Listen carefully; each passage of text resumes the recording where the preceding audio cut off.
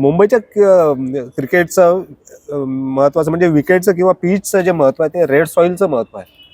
आपण दुसरीकडे बघितलं तर ते काळी माती असते, काही ठिकाणी ईस्ट मध्ये गेला तर व्हाईट पांढरी माती असते. तर रेड सॉइलचं काय महत्व आहे की बॉन्डिंग असते, घट्टपणा असतो? रेड सॉइलला काय सांग, रेड सॉइल मध्ये पार्टिकल्स म्हणजे सँड पार्टिकल्स असतात, सिल्ट असतात पार्टिकल्स, नंतर काय म्हणतात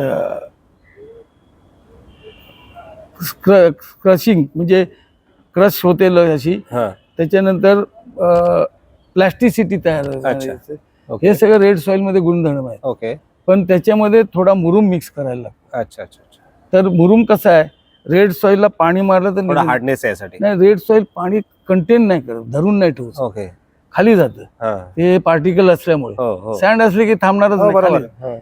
तर त्याच्यानंतर त्याच्यात जर मुरुम टाकला प्रमाणात, असं नाही की मुरुम जास्ती टाकलं तर पाटाच होणार, ग्रास ग्रोथ पण नाही होणार. थोड्या प्रमाणात मुरुम टाकला तर बाइंडिंग चांगली होते. मुरुम हा बाइंडिंग साठी चांगला आहे, प्लॅस्टिसिटी तयार होते चांगली त्याची, आणि विकेटला बाउन्स येतो त्याच्यामुळे. म्हणून इथे ऑन द राईज खेळण्यासाठी सगळ्यांना मजा येते. मला धोनीने तेच सांगितलं होतं, गेलं 2 वर्ष सांगतो, सर कोई भी बोलो कितना भी बोलो मुंबई जैसा विकेट नहीं.